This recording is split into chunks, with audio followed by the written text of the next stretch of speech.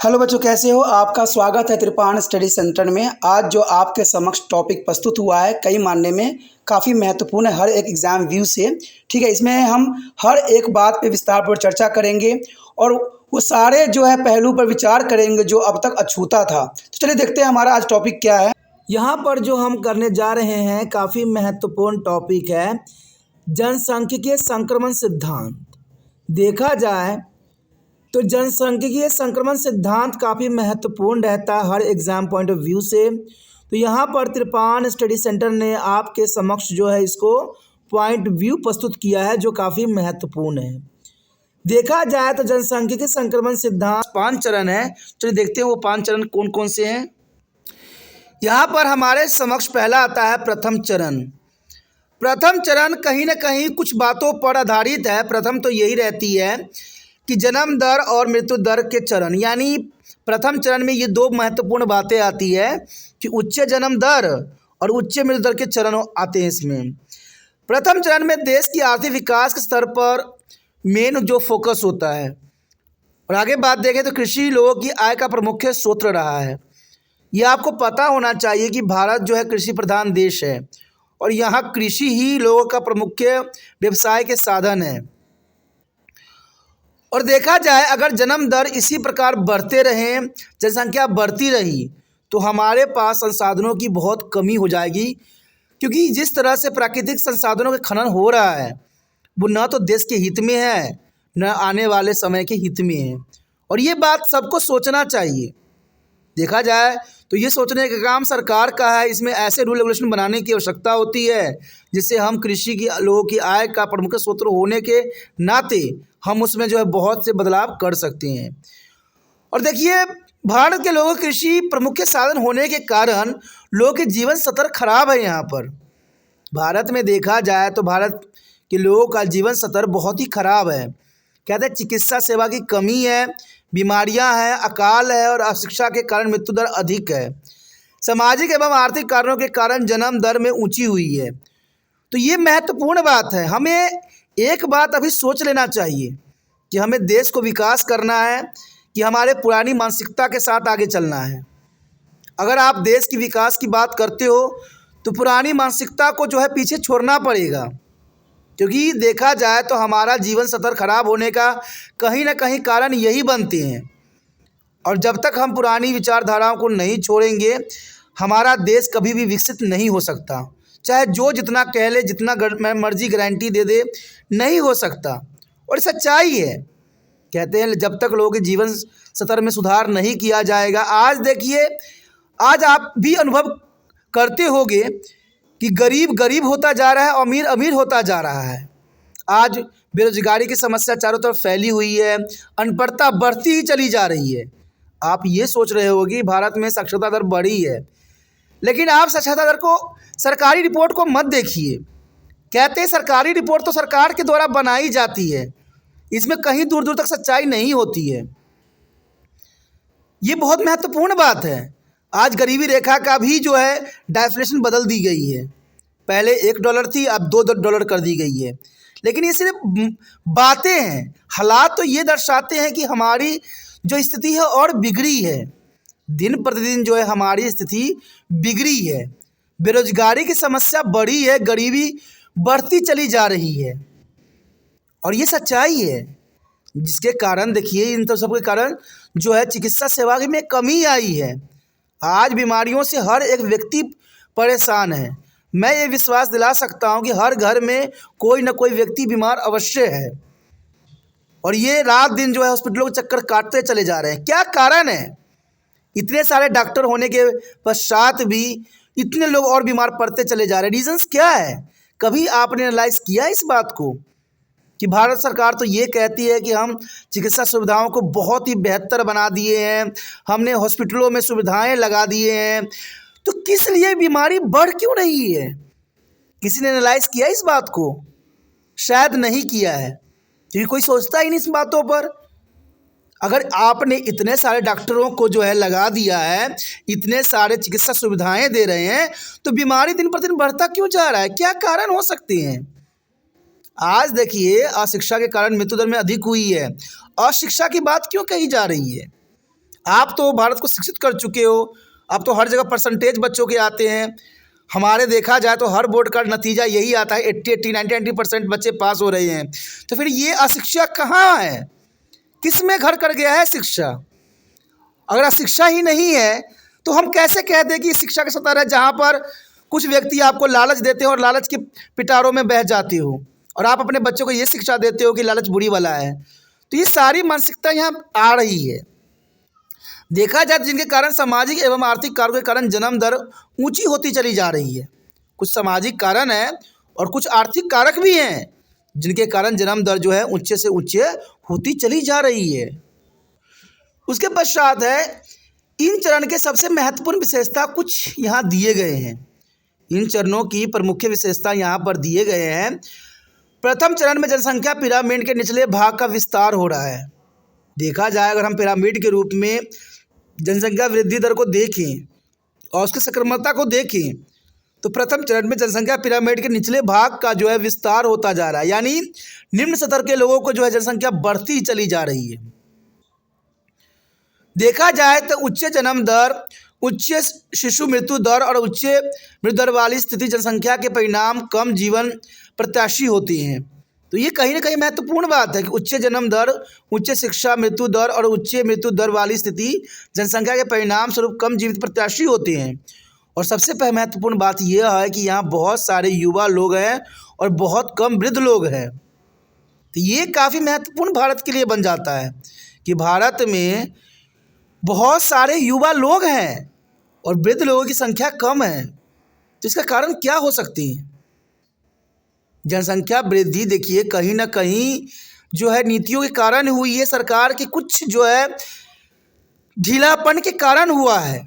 अगर सरकार शिक्षा को स्तर को ऊंचा करे तो शायद कुछ हो सकता है, क्योंकि मैं जानता हूं सरकार के रूल रेगुलेशन बनाने से कुछ नहीं होने वाला है। आपने देखा भी होगा, इंदिरा गांधी के समय काल में नसबंदी की प्रक्रिया चलाई गई थी, जबरन करवाया गया था, लेकिन शायद उससे कोई परिणाम जो है पॉजिटिव नहीं आया। इससे लोग ही जो है सरकार के खिलाफ हो गए। बात सही है, अगर लोगों में जागरूकता बढ़ाई जाए, लोगों को जो है छोटे परिवार का गुणों को समझाया जाए, तो शायद ये हो सके। और ये तब होगा जब शिक्षा का स्तर उच्च होगा। मैं त्रिपाण सेंटर ये हमेशा मानता हूँ कि भारत में जनसंख्या वृद्धि दर के कहीं ना कहीं कारण जो है ये अशिक्षा का ही प्रभाव है। आप सोचिएगा कि शिक्षा तो हर क्षेत्र में होता है, सरकार तो 8वीं क्लास तक बच्चों को सबको शिक्षा फ्री में दे रही है। आप तो इसी को शिक्षा समझोगे, लेकिन शिक्षा का वास्तविक अर्थ ये होता है कि बच्चे लिख पढ़ समझ सके। लेकिन मैं देखता हूँ कि बच्चों में आज वो विकास नहीं देखने को मिला है। आज तो न तो टीचर ढंग से पढ़ा रहे हैं, न बच्चे पढ़ रहे हैं। कहीं ना कहीं कारण सरकार की जो है ढीला रवैया है। और आप सबको सबसे बड़ा सबूत तो आपके सामने यही होगा कि सीबीएसई ने आज जो है इतने सिलेबस कम कर दिए हैं। मुझे तो लगता है कि प्राइवेट स्कूल के अगर आप तीसरी चौथी की किताब देख लीजिएगा और यहाँ पर 10वीं की किताब देख लीजिएगा तो दोनों में कोई फ़र्क नहीं दिखेगा आपको। ये कैसी समस्या है और कैसा सरकार है जहाँ इस प्रकार शिक्षा के स्तर को नीचे गिराता जा रहा है? क्या आज बच्चे का दिमाग कमज़ोर पड़ गया है? मानसिकता उनकी कमज़ोर हो गई है? मुझे तो ऐसा ही लग रहा है, क्योंकि कहते हैं ना, मंदबुद्धि बच्चों को ऐसी शिक्षा दी जाती है जहाँ पर उनको बहुत ही आसान पैटर्न मुहैया कराया जाता है। तो हम किस चीज़ के लिए आगे बढ़ रहे हैं?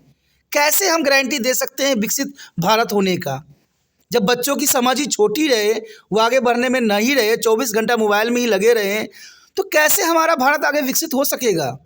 आज देखिए भारत में जितनी भी कंपनियां होती है सब के सब विदेशी हैं, सब के सब भारत में जो है आके भारत को लूटने पे लगे हुए हैं। ये कैसा प्रावधान है? कैसा हम विकसित बनते जा रहे हैं? देखा जाए तो आज हमारे देश में युवा लोगों की कमी नहीं है। इनको अगर एक मौका मिले, इनको रोज़गार दी जाए तो संभवतः भारत सबसे महत्वपूर्ण देश बन जाएगा, लेकिन ऐसा नहीं हो रहा है। आज भारत के जो महत्वपूर्ण युवा लोग सब हैं, सबके सब विदेश जाने में रुख रखते हैं, विदेश जाने की लालसा रखते हैं, क्योंकि भारत में उनको कुछ भी नहीं नज़र आता है। भारत में तो उनको जो है डर्टी पॉलिटिकल ही नज़र आता है कि हर जगह सरकार सिर्फ वादा करती रहती है कि हमें जॉब प्रोवाइड्स करेंगे, जॉब प्रोवाइड्स करेंगे, और सारी कंपनियों को जो है प्राइवेटलाइजेशन करती चली जा रही है। और आपको तो पता ही होगा कि प्राइवेटलाइजेशन की एक खामियां होती है, वो अपनी लाभ अधिक देखते हैं और लोगों के लाभ कभी नहीं देखते हैं, न देश की भलाई देखते हैं। उनको तो अपना लाभ चाहिए। शायद ये बात सरकार को समझ नहीं है। देखा जाए तो उच्च प्रजनन दर यहाँ पर बढ़ चुकी है। धार्मिक प्रभुता वाला समाज है, क्योंकि धार्मिक प्रभुता वाला समाज, देखिए ये भी बहुत बड़ा प्रश्न चिन्ह है कि भारत धार्मिक प्रभुता वाला समाज है और इसमें कोई दो राय नहीं है। और इसका सबसे बड़ा सबूत जो है CAA है। CAA में आप देखिएगा, अगर आप रिसर्च भी नेट पे कीजिएगा तो आपको ये लगेगा कि यहाँ पर भी बहुत बड़ा भेदभाव का जो है कार्ड खेली गई है।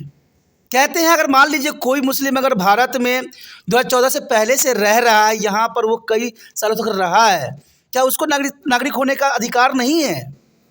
लेकिन अगर आप नेट पे रिसर्च मार के देखिएगा तो कुछ ही धर्मों को जो है CAA के रिगार्डिंग जो है उनको भारत के नागरिक मानने का अधिकार दी गई है, जो गलत है।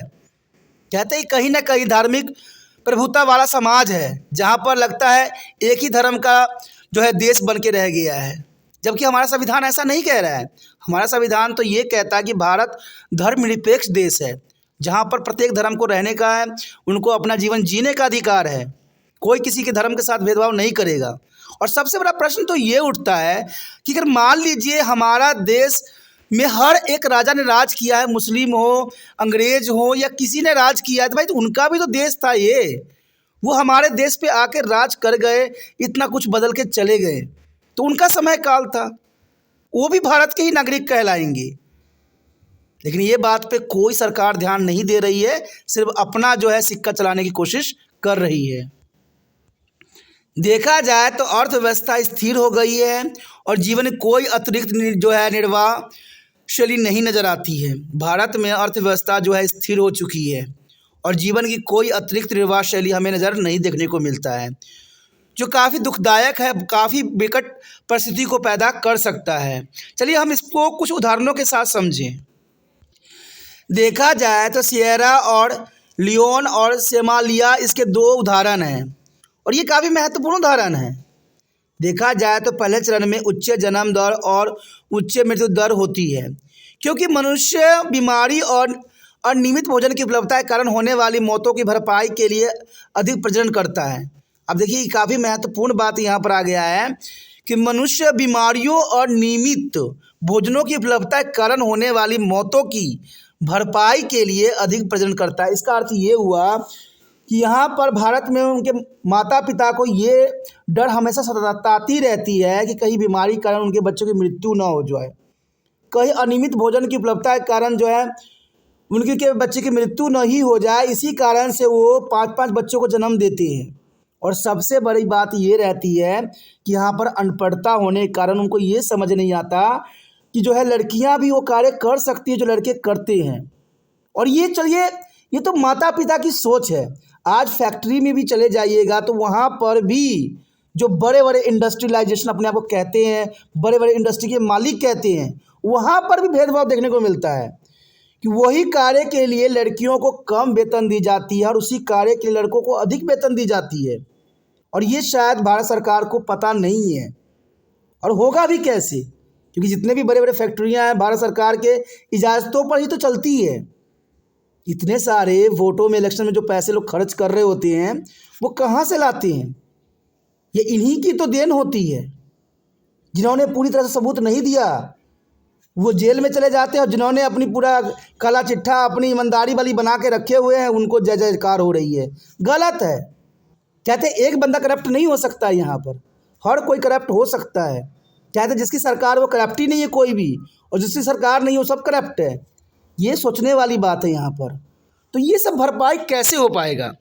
कहते ही सबसे महत्वपूर्ण बात आती है, जनसंख्या वृद्धि धीमी हो रही है और अधिकांश लोग कृषि में काम करते हैं जहाँ बड़े बड़े परिवार लाभप्रद हैं। तो ये बात तो काफ़ी महत्वपूर्ण है। जनसंख्या वृद्धि धीमी है और अधिकतम लोग कृषि में काम ही कर रहे हैं भारत में, जहाँ बड़े परिवार जो है लाभप्रद है।